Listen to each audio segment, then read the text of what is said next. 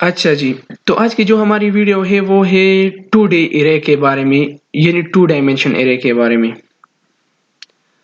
इससे पहले जो हमने एरे को कवर किया था वो था हमारा 1 डायमेंशन एरे। अगर मैं दोबारा रिपीट करूँ कि एरे क्या है, तो एरे एक लीनियर डेटा स्ट्रक्चर है जो कि एक कलेक्शन है डेटा आइटम्स की, having similar data types stored in contiguous memory location, जो कि हमने 1D एरे में किया था। अब कॉन्टिगुअस का मतलब क्या है? कॉन्टिगुअस का मतलब है a series of things in contact, या हम इसको नेक्स्ट टू ईच अदर या टच ईच अदर भी कह सकते हैं। वो था हमारा 1 डायमेंशन एरे, ये है हमारा 2 dimension array. 2 dimension array C programming में is also known as matrix. आपको पता है कि मैट्रिक्स किस तरह से रिप्रेजेंटेड हो सकता है, obviously as a table of rows and columns.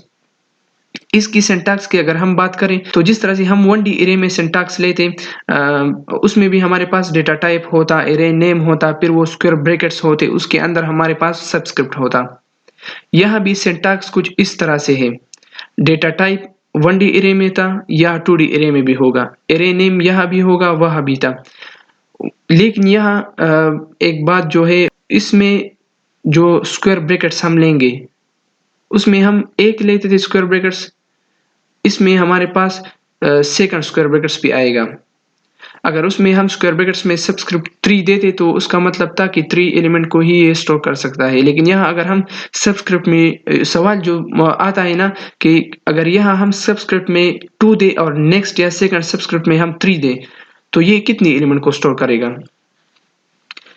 तो ये इसकी जो पहली सबस्क्रिप्ट होगी, फर्स्ट सबस्क्रिप्ट, वो हमारा होगा रो के लिए, जो नेक्स्ट होगा या सेकंड होगा वो कॉलम के लिए होगा। अगर हम पहले सबस्क्रिप्ट में हम देते हैं 2 और नेक्स्ट में हम देते हैं 3, तो इन दोनों की मल्टीप्लिकेशन हम करेंगे, 2 3 ज़ा 6, यानी जो 6 रिजल्ट में हमारे पास आया तो 6 तक एलिमेंट ये क्या करेगा? स्टोर करेगा। ये 2 डायमेंशन एरे। तो पहले हम इस पर एक प्रोग्राम बनाते हैं, उसके बाद हम इसकी तरफ आते हैं कि इसके पीछे जो लॉजिक है वो किस तरह से, क्योंकि हम अगर कॉन्सेप्ट क्लियर करेंगे तो हमारे लिए फिर आसानी होगी। तो मैं अपना प्रोग्राम यहाँ से स्टार्ट करूँगा।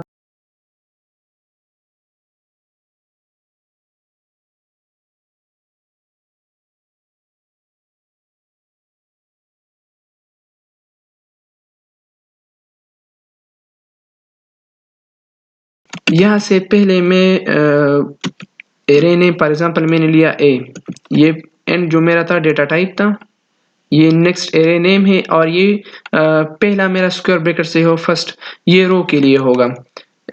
तो मैं 3 रो लेता हूँ तो मैंने इसमें 3 लिया, फिर नेक्स्ट में मैं लेता हूँ 4 रो तो इसमें मैंने 4 लिया, ठीक है। और अब मैं इसमें एलिमेंट लेता हूँ तो मैं एलिमेंट यहाँ से 1 2 3 4 5 6 7 8 9 10 11 एंड 12, ये मेरे इसमें एलिमेंट हुए। अब ये एलिमेंट ये 1 से 4 तक फर्स्ट रो होगा, नेक्स्ट 5 से 8 तक हमारा सेकंड रो आ जाएगा, और 9 से 12 तक मेरा थर्ड रो आ जाएगा। और ये किस तरह से आएगा, ये पहले हम प्रोग्राम करते हैं। तो यहाँ मुझे वेरिएबल की ज़रूरत पड़ेगी आई और जे की। आई रो के लिए, आई की जगह आप रो भी ले सकते हैं और जे की जगह आप कॉलम भी ले सकते हैं, ठीक है। तो मैंने आई रो के लिए लिया और जे मैंने कॉलम के लिए लिया है। फिर मैं इसके लिए लूप लूंगा, तो आई यानी मतलब रो 0 से स्टार्ट हो जाएगी, और फिर इस तरह से ये इंक्रीमेंट होता जाएगा। फिर नेक्स्ट जो मेरा लूप आएगा, इनर लूप, ये फर्स्ट वाला आउटर लूप था, अब इनर लूप मेरा जे के लिए आएगा। जे भी 0 से स्टार्ट हो जाएगा और लेस देन 4 हो जाएगा, और इस तरह से जे इंक्रीमेंट होता जाएगा। और इसके अंदर मैं लेता हूँ printf और %d, यहाँ से मैं ए आई यानी रो, और फिर इस तरह से जे, और लास्ट पे यहाँ पे मैं लेता हूँ printf, क्योंकि अगर ये वाला क्या हो जाए, ये वाला लूप इसकी जो कंडीशन है वो फॉल्स हो जाए और ये दोबारा स्टार्टिंग से हो, तो लाइन क्या हो, चेंज हो। तो मैं यहाँ से printf लेता हूँ और इसके अंदर मैंने न्यू लाइन दिया। इसको मैं प्रिंट करूंगा तो ये कुछ इस तरह से होगा। आप देख सकते हैं इसने क्या किया, 1 2 3 4 तक प्रिंट किया, फिर 8 तक, फिर 9 से 12 तक। मैं पहले इसमें इस तरह करता हूँ कि इसमें स्पेस देता हूँ ताकि ये थोड़ा क्लियर आ जाए।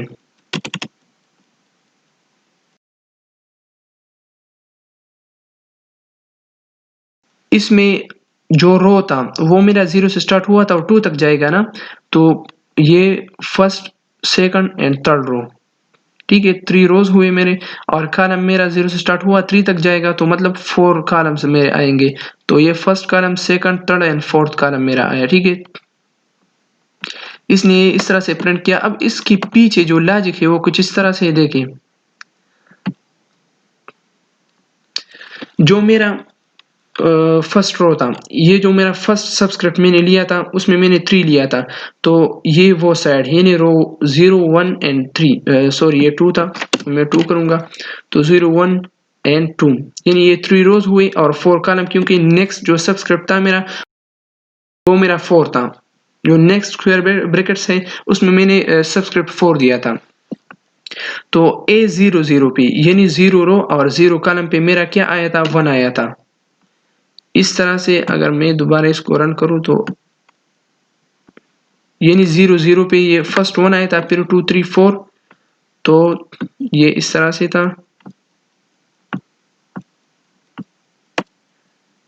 कि A00 पे यानी 0 रो और 0 कॉलम पे मेरा 1 आया था। फिर रो वही होगा, रो चेंज नहीं होगा लेकिन कॉलम चेंज होगा, तो 0 रो और 1 कॉलम पे यानी A0 और नेक्स्ट जो स्क्वायर ब्रैकेट है उसके अंदर जो सबस्क्रिप्ट है 1 वो मेरा क्या होगा, 2 होगा।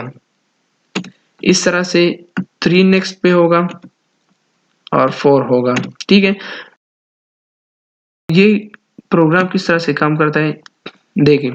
ये आई जब 0 से इनिशियलाइज की है मैंने, तो ये कंडीशन के साथ चेक होगा, कंडीशन ट्रू होगा क्योंकि 0 3 से लेस है, ठीक है। तो ये इनर लूप में आ जाएगा। जे 0 से इनिशियलाइज किया है तो जे जो मेरा है वो भी 4 से क्या है, लेस है, तो ये फॉर्मेट स्पेसिफायर मेरा होगा। और ए आई, तो आई मेरा क्या था, इनिशियलाइजेशन इसकी 0 से हुई थी और जे की भी 0, तो A00 पे मेरा क्या प्रिंट हुआ था, 1 प्रिंट हुआ था। फिर दोबारा अब यहाँ नहीं जाएगा कंट्रोल, इनर लूप के अंदर ही रहेगा, तो दोबारा ये J1 से जे इंक्रीमेंट होगा तो J1 होगा, 4 से कम है तो रो वही 0 रहेगा, आई हमारा 0 रहेगा, लेकिन ये जो कॉलम मैंने लिया है ये 1 हो जाएगा। तो रिजल्ट में क्या आया था, 2 आया था। तो अब यहाँ क्या प्रिंट होगा, 2 प्रिंट होगा। अब दोबारा जे क्या होगा, इंक्रीमेंट होगा क्योंकि कंडीशन अभी ट्रू है, तो जब ये इंक्रीमेंट होगा 2 होगा तो 2 4 से क्या है, लेस है, तो ये आई वही 0 रहेगी लेकिन जे मेरा क्या हो जाएगा, 2 हो जाएगा, तो A02 पे मेरा क्या हो जाएगा, 3 प्रिंट हो जाएगा। अब दोबारा जब ये इंक्रीमेंट होगा तो 3 होगा जे, और आई वही 0 रहेगा, तो आई 0 और जे मेरा इंक्रीमेंट हुआ है, तो ए रो क्या है, 0 है और कॉलम मेरा 3 है, तो उसमें मेरा क्या प्रिंट हो जाएगा, 4 प्रिंट हो जाएगा। अब दोबारा जब ये इंक्रीमेंट होगा तो 4 आ जाएगा, यहाँ जब जे 4 होगा इसके साथ कंडीशन चेक हो जाएगा, तो 4 4 से लेस नहीं है, इक्वल है, तो ये कंडीशन फॉल्स हुआ क्योंकि हमने यहाँ इक्वल नहीं दिया, लेस दिया है। तो अब जब ये कंडीशन फॉल्स हो जाएगा तो ये लूप से बाहर आ जाएगा, तो यहाँ न्यू लाइन इसको मिलेगा, तो ये न्यू लाइन प्रिंट करेगा, ये वाला न्यू लाइन प्रिंट करेगा। जो 4 के बाद पाइप आए तो ये न्यू लाइन पे आ जाएगा, और दोबारा स्टार्टिंग से आई क्या हो जाएगी, 1 हो जाएगी, इसके साथ कंडीशन चेक होगी, वही आई क्या होगी, इससे कंडीशन ट्रू हो जाएगी क्योंकि 1 3 से लेस है, तो जे में आ जाएगा, तो जे अगेन कहाँ से स्टार्ट होगा, जे हमारा 0 से स्टार्ट हो जाएगा। तो अब यहाँ अगर आप देखें तो A1 है और जे मेरा 0 है, तो यहाँ पे पाइप आ जाएगा।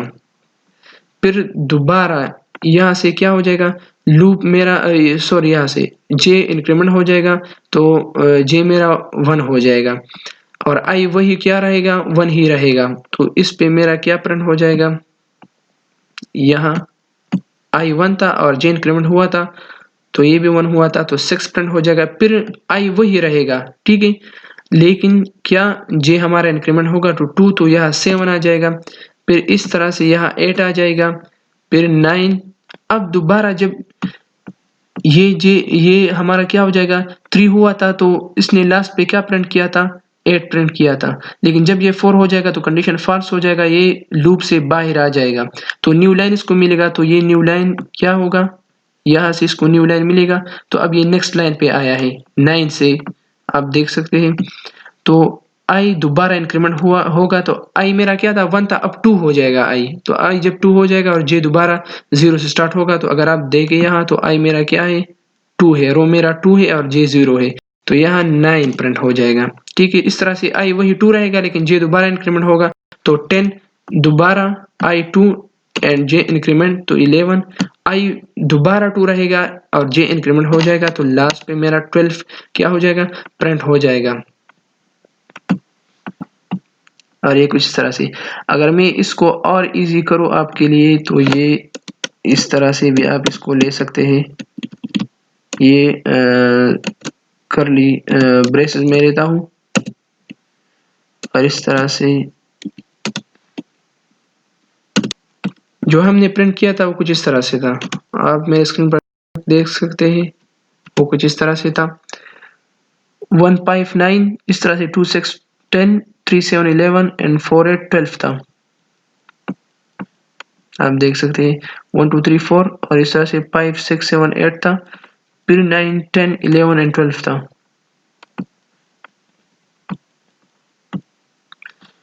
अब यहाँ से मैं इसको ओपन करता हूँ। ये इसने क्या किया था, ए जो था पहले A00 यानी A00 में 1 किस तरह से था, क्योंकि 0 रो और 0 कॉलम, 0 रो और 0 कॉलम में हमारा क्या आया था 1 आया था, ये 1 आया था। फिर 0 रो वही था लेकिन कॉलम क्या हुआ था, जे इंक्रीमेंट हुआ था मेरा, क्योंकि कॉलम के लिए मैंने जे लिया था और रो के लिए मैंने आई लिया था। तो जब जे मेरा इंक्रीमेंट हुआ तो ए मेरा 0 वही रो होगा लेकिन कॉलम इंक्रीमेंट हुआ तो यही 2, ये क्या है 2 आया।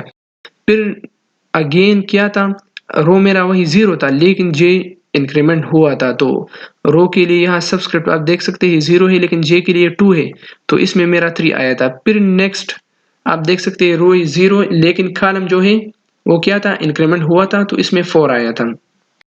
फिर इस तरह से नेक्स्ट के लिए अगर आप देखें तो रो मेरा इंक्रीमेंट हुआ था। अब ये न्यू लाइन के बाद रो जब इंक्रीमेंट हुआ था तो ए मेरा 1 हुआ था, रो में अगर आप देखें ये जो स्क्वायर ब्रैकेट्स है इसके अंदर जो फर्स्ट सबस्क्रिप्ट है वो मेरा 1 हुआ था, और फिर इस तरह से कॉलम 0 था तो पाइप आया था। फिर इस तरह से अगर आप रो 1 ले अगेन एंड जे इंक्रीमेंट हुआ था तो 6, रो 1 था, जे इंक्रीमेंट हुआ था 2 तो ये 7 आया था। फिर रो मेरा वही 1 था लेकिन जे इंक्रीमेंट हुआ तो क्या आया 8 आया। उसके बाद कंडीशन जब फॉल्स हुआ तो न्यू लाइन पे ये आया, नेक्स्ट न्यू लाइन पे जब ये आया तो इसने क्या किया, रो को इंक्रीमेंट किया। अब ये सॉरी यहाँ मिस्टेक हुआ, ये 2 है, ये 1 नहीं है, ये 2 है। तो यहाँ अगर आप देखें तो मैंने A2 लिया है, ठीक है। तो यहाँ क्या आया था, रो हमारा 2 था और कॉलम क्या था J0 था, यानी I2 हुआ था और J0 था, तो A2 और यहाँ 0 तो इसमें 9 आया था। ये जो मैंने 1 लिया है ये असल में 2 है। इस तरह से अगेन रो वही 2 था लेकिन कॉलम यानी जे इंक्रीमेंट हुआ था, I2 था, I जो मैंने रो के लिए लिया था। इस तरह से कॉलम जो जे था मेरा वो मैंने कॉलम के लिए लिया था, तो उसमें क्या था 10 आया था। ये जो वाला जो इंडेक्स मैंने लिया है ये रो के लिए है 2। अब दोबारा जब ये रो वही 2 था लेकिन जे इंक्रीमेंट हुआ था ये वाला, तो ए में 2 एंड 2 आया था तो 11। इस तरह से जो मेरा रो था वो 2 था तो ये वही 2 आया और जे इंक्रीमेंट हुआ था, ये वाला इंडेक्स आप ऊपर देख सकते हैं। तो A2 यानी रो 2 एंड कॉलम 3 तो इसमें क्या था 12 था। तो इस तरह से था। अच्छा, तो अब हम इसमें यूज़र से इनपुट लेना चाहते हैं तो किस तरह से हम करेंगे, तो यहाँ से ये जो मैंने एलिमेंट लिए थे इसको मैं यहाँ से हटाता हूँ और दोबारा मैं फॉर लूप यहाँ से लूँगा, ठीक है। तो मैं यहाँ से फॉर लूप स्टार्ट करता हूँ, i 0 से स्टार्ट होगा, इसकी इनिशियलाइजेशन 0 से हो जाएगी और i का लेस देन 3 होगा यानी 2 तक जाएगा, फिर i प्लस प्लस हो जाएगा, इस तरह से इनर लूप में आ जाएगा।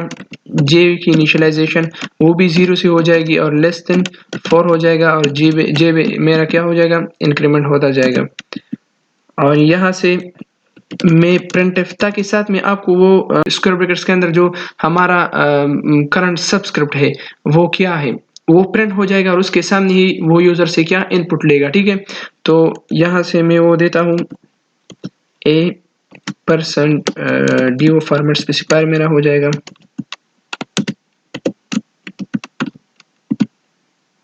ये रो के लिए हो जाएगा, इस तरह से ये कॉलम के लिए हो जाएगा और साथ में i और j की वैल्यू इसमें क्या हो प्रिंट हो। यहाँ से ये यूजर से क्या लेगा इनपुट लेगा। तो ये मेरा फॉर्मेट स्पेसिफायर हुआ एड्रेस सेपरेटर इस तरह से आई रो के लिए और नेक्स्ट जो स्क्वायर ब्रैकेट्स है वो क्या हो जाएगा जे के लिए आ जाएगा।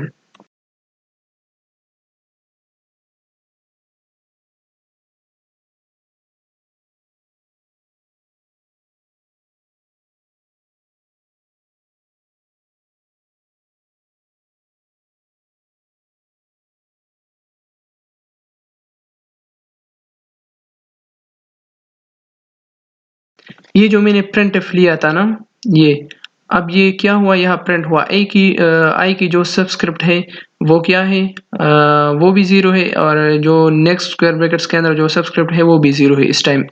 तो जिस तरह हमने पहले प्रिंट किया था 0 0 पे 1 आया था, अगर आप देखें तो यहाँ A0 0 पे 1 आया था, इस तरह से A0 1 पे 2, A0 2 पे 3 और इस तरह A0 3 पे 4 आया था। तो हम यहाँ देखते हैं कि ये किस तरह से प्रिंट करता है। तो पहले हम इस तरह से अब 1 इसने लिया ना A0 0 पे, तो A0 और फिर नेक्स्ट जो स्क्वायर ब्रैकेट्स के अंदर मेरे पास 1 सबस्क्रिप्ट है तो यहाँ से ये 2 लेगा, इस तरह से नेक्स्ट पे 3 4 5 6 7 8 9 10 11 एंड 12 और इसने क्या किया प्रिंट किया।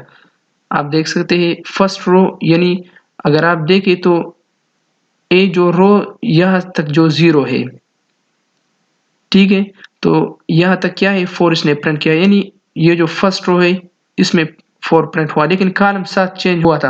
आप देख सकते हैं रो चेंज नहीं हुआ था लेकिन कॉलम इसमें साथ चेंज होता जाता है। ठीक है, यानी A0 है तो कॉलम इस टाइम 0 है, अगर A0 है तो नेक्स्ट कॉलम क्या होगा चेंज होगा, इस तरह से A0 तो कॉलम भी चेंज होगा।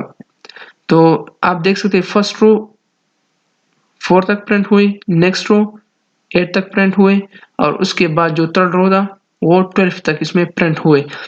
यहाँ से भी आप देख सकते हैं कि 0 तक 4 फिर जो नेक्स्ट रो था 1 1 1 ये इसने 8 तक प्रिंट किया जो 4 टाइम 1 था। इस तरह से आप देख सकते हैं ये जो 4 टाइम 2 आए हैं तो 9 से 12 तक इसने क्या किया प्रिंट किया थर्ड रो में।